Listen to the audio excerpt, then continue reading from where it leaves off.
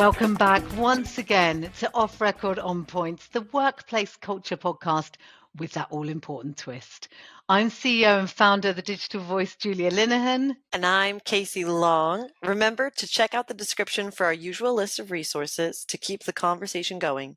Today, we're joined by esbconnect's wonderful Suzanna Chaplin. Here's a sneak peek at what's in store. I think we all focus on the bad things, but actually, can they make us more environmentally aware? Can they improve logistics so that we're not, using so much fuel? But it is the unsung hero, and you're not wrong that it could be the superhero.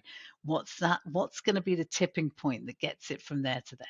When is it good, and how do you use it well? How do you use it for good, not evil? You're definitely still putting me into a sequence. I'm definitely still automated. Or it's just the address. I had an email in my inbox this morning from Lionel Messi. I said, oh my gosh, it's Messi emailing me. He's doing SEO backlinks though, so I don't know what that's about. It's his new career. Don't make enough money in football. Today, we're talking about the big, bad, scary world of AI. Or is it? What do you really think about AI, Julia? Do you know what? Well, I can't wait to hear what Suze has to say. For me, AI has so many benefits.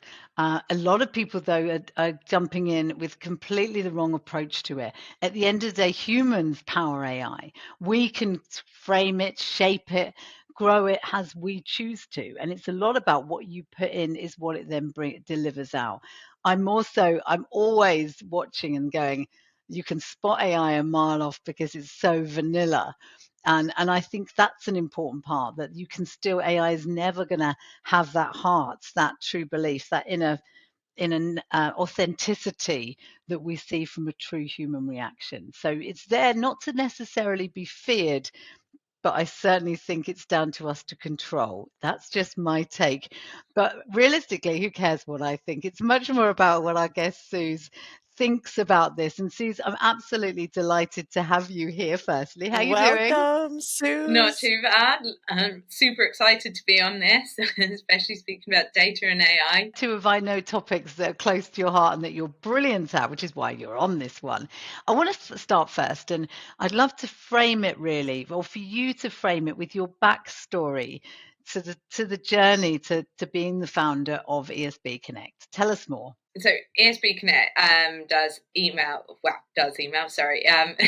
utilizes email for customer acquisition. I like it. ESB Connect does email. Full stop. That's all we do. That's it. Better than saying ESB Connect does spam, which we certainly don't do, but it's definitely that connotation when you say you're in the email space.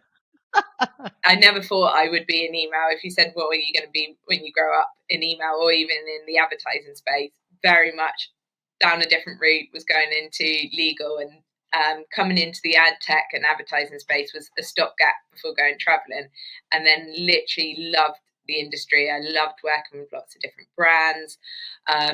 Just found it fascinating, how marketing can change people's opinions on products and brands, etc. So I was always, my background was in the affiliate space, working performance, and that drove me into what is now ESB Connect.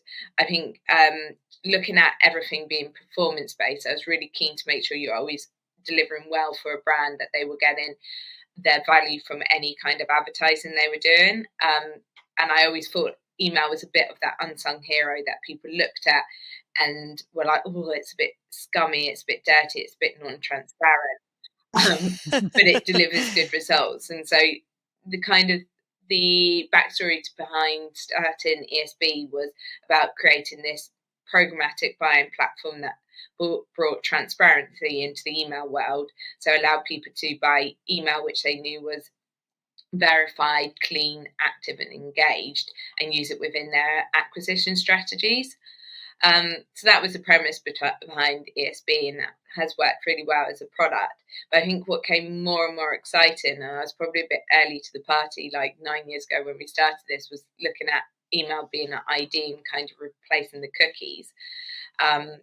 And that's where we're now it's been spoken about for so long, but now I feel there's the real appetite as we start to go into the cookieless world. at looking at email as an ID. And I really feel email as a channel is great, but its ability to kind of connect up other channels is really its superpower. And that's kind of the next stage of the ad tech industry, and the way that we'll go around making real personalized journeys to consumers. I think it's interesting, and I'm going to pick out a few threads there, because you use the word, email perceived as down and dirty, to email is the unsung hero, to then email should be the superhero. So just take that for a minute, and because you are not wrong. And we came into this, Kasey and I were talking with Ren and Camelia about this topic and going, email marketing gets a bad rep. It gets a bad reputation. And I think at the moment, with all the email automation, it's no wonder, because when it's done badly, does it really jar? But it is the unsung hero, and you're not wrong that it could be the superhero. What's going to be the tipping point that gets it from there to there? The thing is, email is the backbone of most people's businesses. Like, we look at like COVID, when everyone started pulling back all their acquisition spends, and then they focused really on the CRM, and like, it's always look at that easy, low cost channel to reach their current customers and get them to convert. So I feel like people know that email works, but then what they always think about it is in that way of that, oh, it's just a communication channel. And I think people need to actually forget it being a communication channel. That's one of your tactics that you can use email for.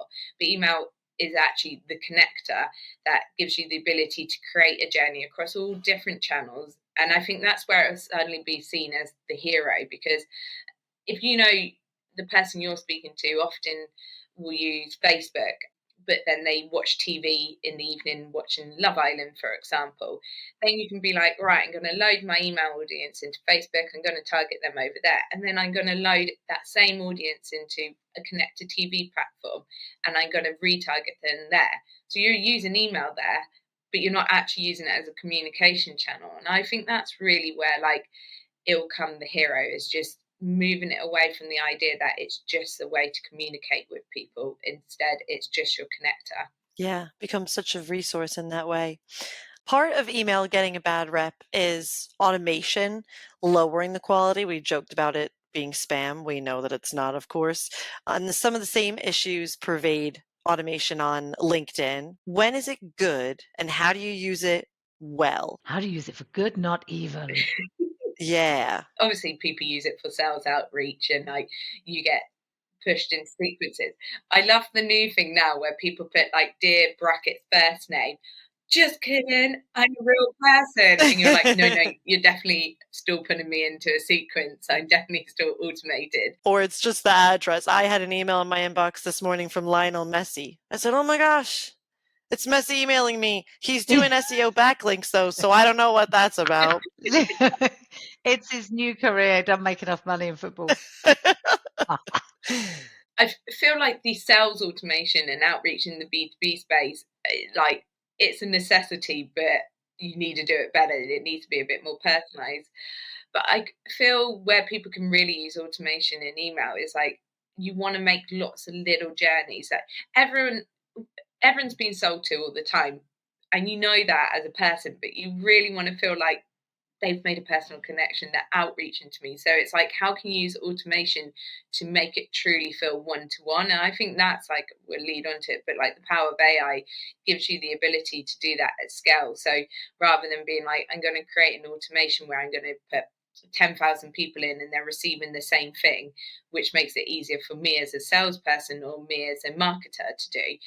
Instead, thinking about how can I make it really one-to-one, but automate that at scale. Can I ask you then, because you touched on it right at the start, was about the next stage is email. It has the ability to really personalize and be able to use cookieless IDs. And if we think about cookies, originally was somewhat almost the earliest kind of AI in programmatic, but cookieless IDs is actually still using AI, and it's using it in a slightly different way. But for email marketing, tell us more about how cookieless IDs work really well for email marketing. My background was always in the kind of email direct response, done a lot in GDPR.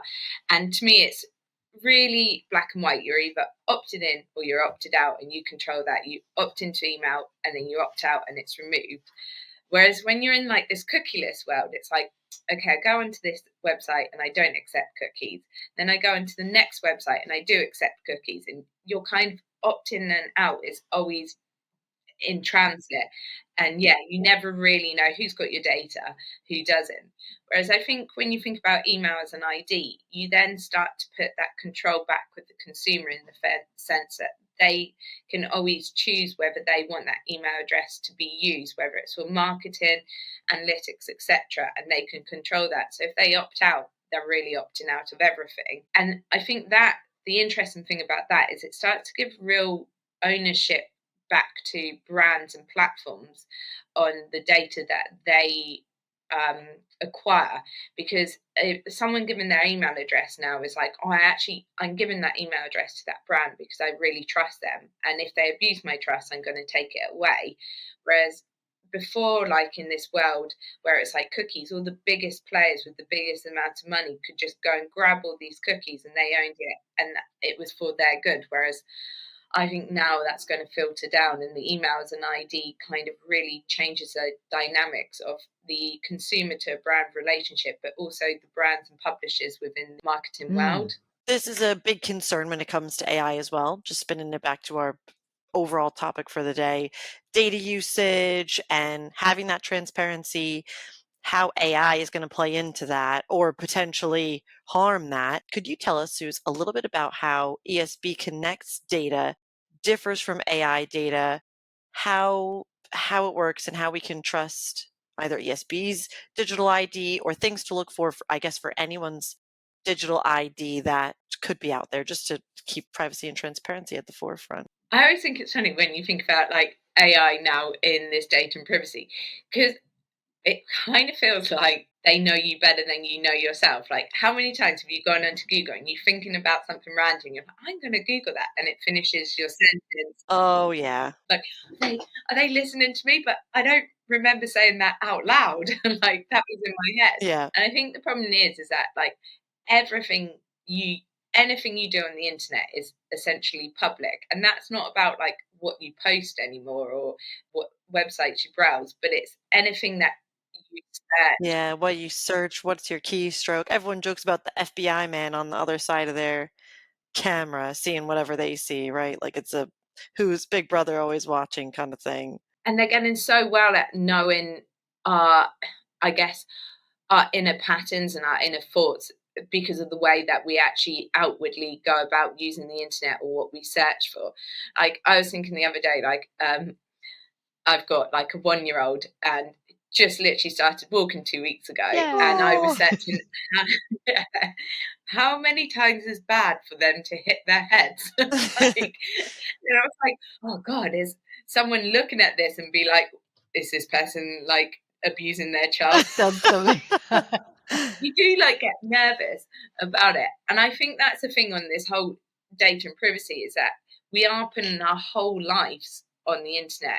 Even if we don't ever go and publicly post on social media or anything, we are putting all our thoughts and ways we use it, the questions we ask out there, which means that data and privacy becomes a much bigger thing, because these models that will be working in the background to predict what you're likely to want to buy or what you're going to search for next are working on that basis.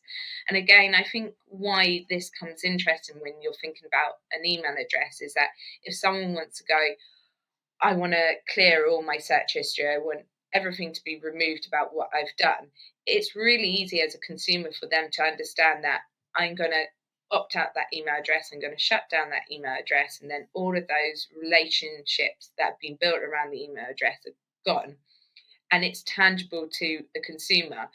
Whereas I think the problem is, if you ask the average Joe who isn't in this world about how they remove like their cookies or how they remove all the data attached to digital IDs, they won't understand. Like, if we go back to the example of like opting in on a website to cookies, if I trust The Guardian, I might hit accept on their cookie ones.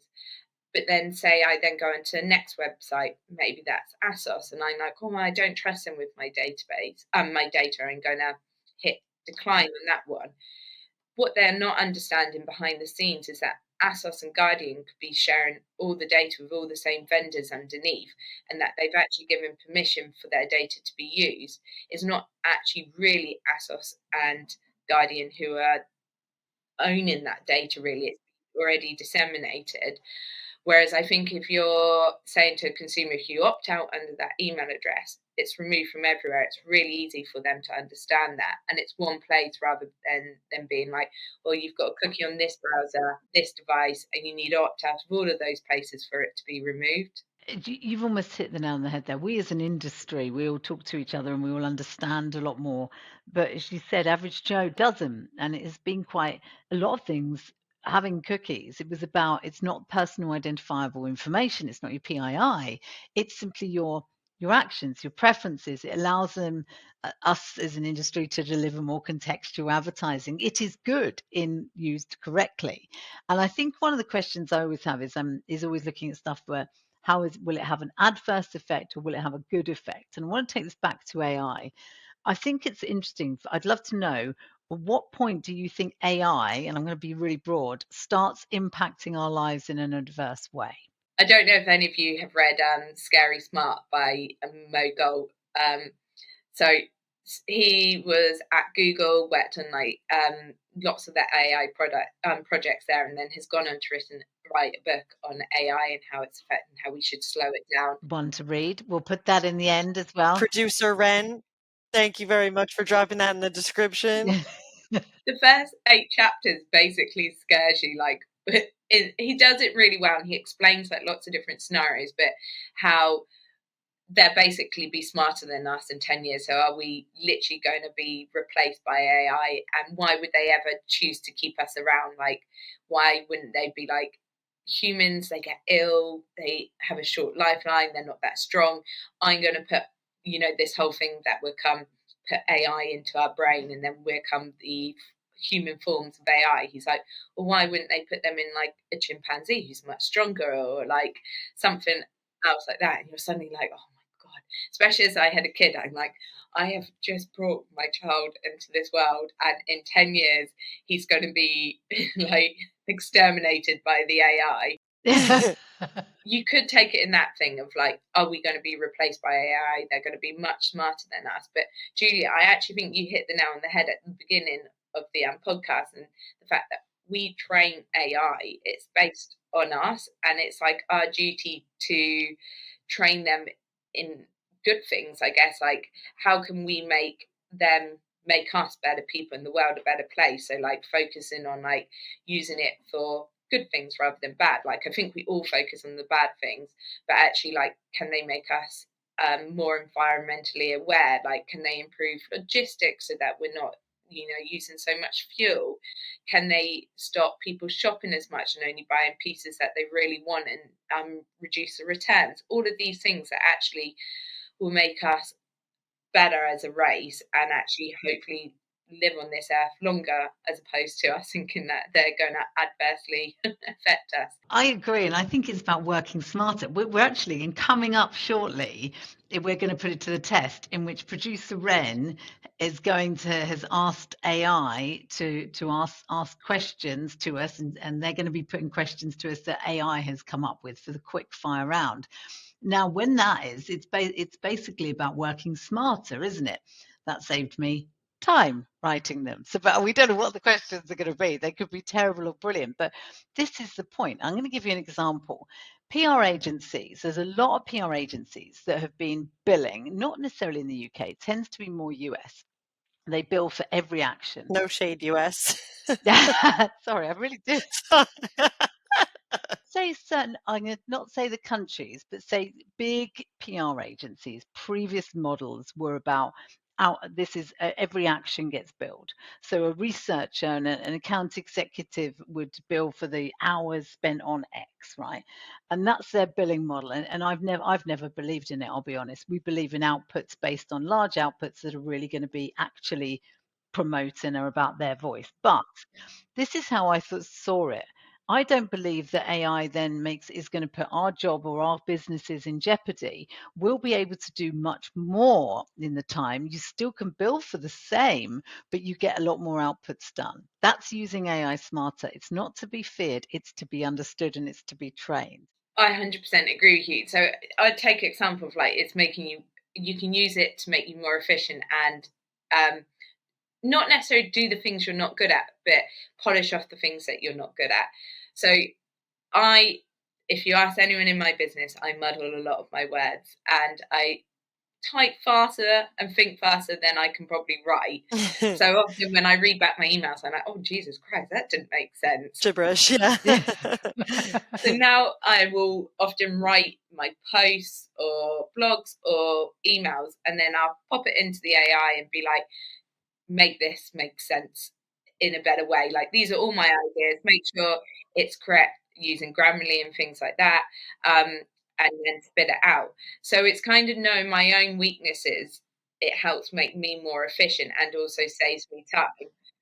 Also, on the flip side, when you're trying to think about like research and things like that, like give me if you're like, I want to write something on this or I want to research this, point me into the right direction. It can save you a lot of time rather than being like trying to work out the right search terms, getting the right references, etc., etc. So yeah, I definitely think it could be used for good and make you work harder and have the ability to focus on what you need to focus on rather than the rest of the noise.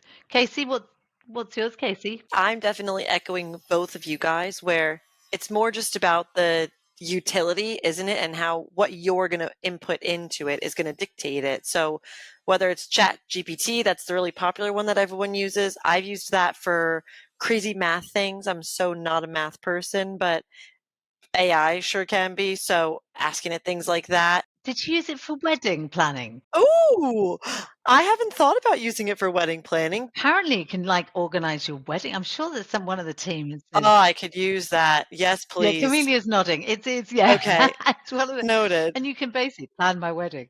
And then also, ChatGPT can have an absolute free-for-all planning my wedding. That sounds like a lovely idea. But we even use things internally ourselves, don't we, Julia? Like copysmith.ai. In particular, when I was writing a lot of social copy, there's only so many different ways you can say, come to this event or follow us or drop a comment. But when you put something like that in a tool like copysmith.ai and it regurgitates different sorts of copy and different ideas for things, and you just get a different take. And even if you can pull what you can from it and it spurs something different, it just kind of gets you thinking and gives you a different perspective than flashing cursor syndrome for things like that. do you know what though? This is a really interesting point though. This is I don't know if any of you have seen that there's a lot of reports in which AI has radically got things wrong, like bias, discrimination, emotion, very, very racist. And it's about, so what I think, again, that's an interesting point. What's your take on that? That's been it's quite a negative impact of showing how do we consider AI intelligent or do we consider AI completely missing the cut, it's missing the point and it's actually going to end up damaging? we train it basically. So I'll give you a story. So AI lies. I don't know if any of you have found this yet. So like, good thing about AI is that it can look at a lot of data. So like in the space we're in emails, it's so many different factors can affect the performance of an email in any one day. So I shoved in a load of data to have a look and asked it to pull me out like the best subject line stay of weeks for a campaign I was looking at. And out it popped saying like this subject line was the best on this day of the week. And I was like looking at it and I was like, I definitely like I've never used that subject line before. And also they've never run an offer like that. So that's weird. So then I'm going back to the data being like, it's my fault. I must have like put in some data that I didn't mean to put in. So I'm going through all the data and I'm like, no, this isn't in there. So then I asked it again, like, are you sure about that? Which I get answer of being, no, I'm not sure. I've never even thought about putting that back to AI. Are you sure? Yeah. Question the So, robot. and basically it turns out that if it doesn't know the answer a lot of the time, it's just lying because it's been taught by humans that it's okay to essentially lie. Cheeky! Yeah! AI is a bullshitter, apparently. There we go. But you do think about it, all of these biases that it's coming out, like especially around the was it Bloomberg who did the ones of like Barbie across Oh God, across each country. Oh, and they were like, oh, this was just so racist. They took it down quite quickly, but it's like, well, it's learned that from our data that we're putting in and we're training it on. So it's obvious like it's going to be biased because everyone, no matter where they stand, all have their own biases. I guess there's only so much you can teach it as well. If there's certain nuances culturally, especially between regions, not even talking about it globally, but there's how long would it take or what would need to happen for AI to go in that deep to understand historical events, previous life experiences, whatever it may be, to get it to be a little more empathetic and understanding of stuff like that. yeah, it's really interesting, and I think I mean, we'll see this evolve, and that's what's quite exciting. And I wanted to ask actually, which is there's a lot of different schools of thought, and it ranges on scales from sort of one is I'm absolutely terrified, it's the end of the world, we're looking at Terminator, through to number 10, hugely exciting.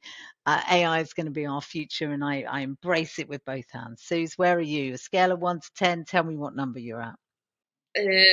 7. Oh, pretty positive. There's so much, I guess, noise around how bad it is, how dangerous it is.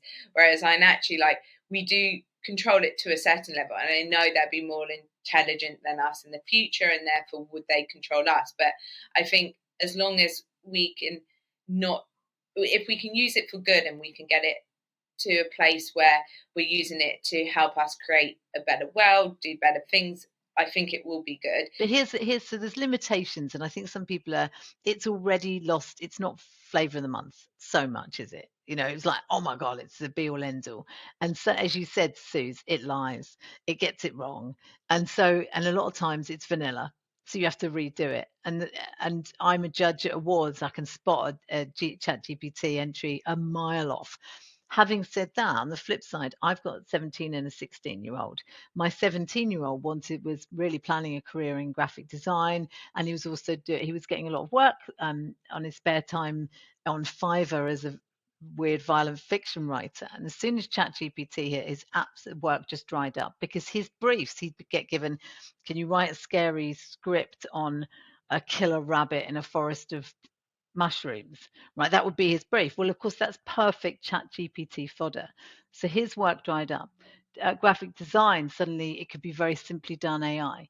So his work dried up. Now he's only a student, so this was a little sideline. But what he's done is he's pivoted and decided to go down a different route that embraces both elements. But he's going to go after games development, and he's going to learn the AI technologies that power games development.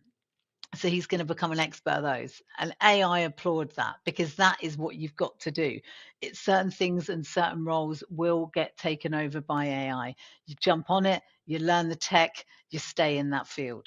Be very wary of staying put and burying your head in the sand. That would be my personal thing that I think are the only people at risk are those that don't jump forward with it. One step ahead. It also sounds like, based on what Sue said earlier, we train the AI. So it is, when we do see the vanilla, the bland things, do we think that part of it might be that it's our own human input and that could improve over time to make it any better? It's always going to require that human influence and that sense of humanity to keep improving it, because AI is always going to learn, isn't it, the older that it gets? I don't know if you notice, like, if you ask it to write a social post, it like litters it. It's like with emojis, like everywhere. It's like every 10 words is another emoji.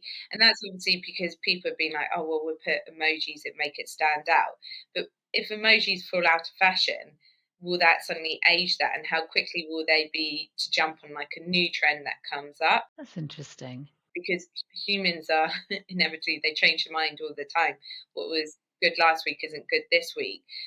And I don't know if AI will be the same because it's trained on historic data and not kind of up and coming new trends. Maybe we'll make it like 2 steps ahead instead of 1 then. That sounds all right. Yeah, would you? Final question from me, Suze, because you're a CEO of a tech company. You yourself are incredible at data. You live and breathe data. What are you excited about AI?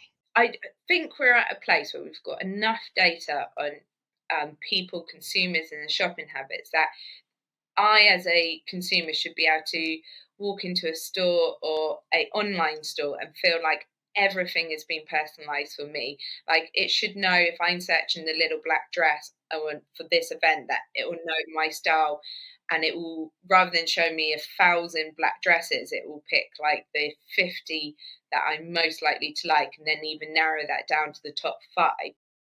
That's what I'm excited about, is that you can put all of this data in and create that one-to-one experience for everyone, which makes them feel like, oh, I've taken all this stress out of my life because you've given me what I actually want, rather than just kind of show me everything you have.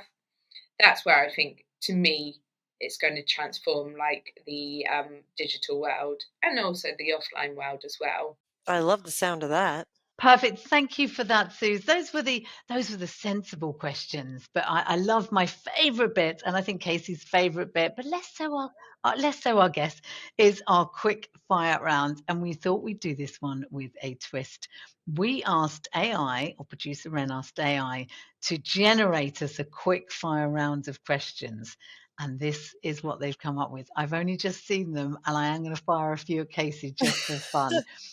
They look really good. I'm so nervous. So I'm also just going to caveat that I've been told by producer Ren that they had to slice and dice, they had to wade through a lot of crap in order to come up with these final chosen few questions. So AI did its job, but it took a long time to get there. So I just think that that in itself is quite interesting, that yes, it delivered on its task, but delivered quite badly. But let's see what the results are of the questions that have been chosen. Here we go. Oh, yes. Suze, you've got to answer the first thing that comes into your head. Are you ready? Okay. Let's do this. Suze, what would AI do with $1 million? Oh, well, now we're saying it's been trained by humans. I think it will definitely book a holiday. And then I think it would then go back and invest that money in a really smart way, trade in, get the right shares. Nice. Oh, we've come up with a perfect algorithm to beat the stock. Yeah, for stock exchange. Perfect. Number 2, if you could have a conversation with any historical figure, real or fictional, and teach them about modern technology, who would it be? Oh, so historical. Could be a tricky one, honestly, trying to Do you teach. teach somebody who really hated modern tech, or do you go someone like Florence Nightingale that then, with her desire to be brilliant? Imagine if you spoke to Albert Einstein, what he would be able to do now with that. I know, that's what I mean. I think he would do something like that. Go with Albert Einstein. Amazing. Right, number 3. What's the most bizarre piece of AI generated content you've seen? I have a good one for this anyway. Go on then, Casey, you take it. The strangest thing I have seen produced is at an event with automated creative who use loads of great AI. It, I think it was ChatGPT or another one of the programs. It spit out baby Elon. So it was like Elon Musk's face on an infant, on a very small child, and it was a very unsettling. That was definitely the most bizarre piece of AI generated content I've seen. Love that one. Perfect. Okay, back to Suze. If you could teleport to any place in the world right now, where would you go and why? Oh. I feel like I need a holiday, so I'd be on the beach in the Maldives. Oof. Or actually, if I was using it in a different way, you'd definitely go into some top secret room somewhere, like like Trump's headquarters at the moment. Can you imagine what's going on in there? No. Oh yeah. Spray tan for his next mugshot. That's the image you would not want to see.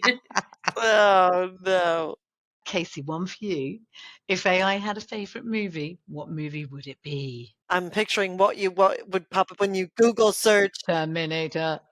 Terminator, iRobot, or it's going to come out with all like the most classic, The Godfather, Casablanca, like whatever epic classic films there are out there. Like a Christopher Nolan film is just going to be like, this is what I've been told is the best, so this is my favorite movie. This is it.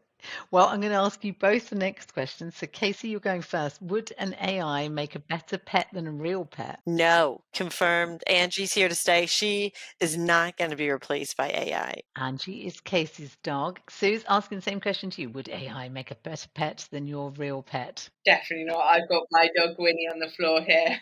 So Winnie. I would say yes, because I'm allergic to all fur-based animals. So AI would make a better pet. It would be brilliant. So I'm going yes on that one. Final question to Suze. What is the most promising application of AI?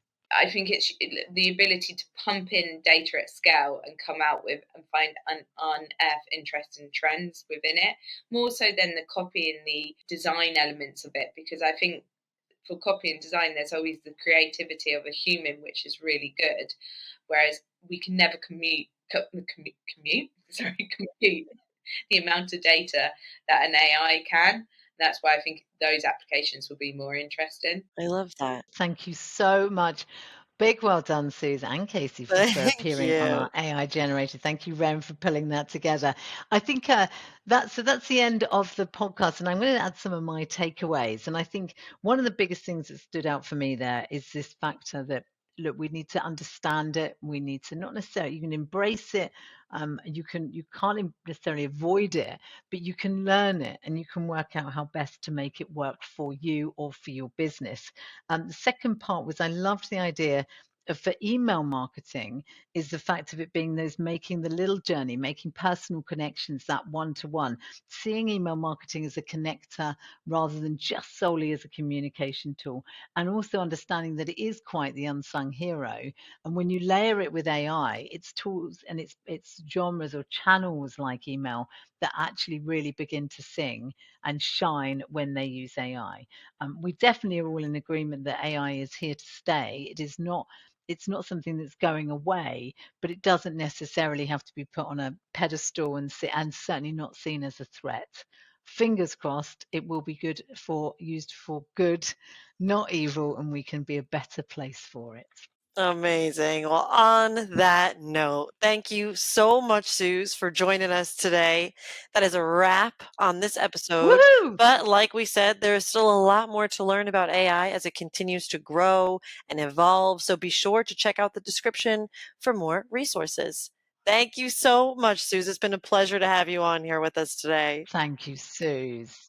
And likewise, a pleasure to be with you guys. Thank you for joining us for this week's episode of Off Record On Point. Next time, we'll be catching up with Simon Reed from Multi-Local. And we're going to be talking all things C-suite survival, but also talking about the cold face of sales. And actually, why it's no bad thing to work in sales. But until then, I'm Julia Linehan.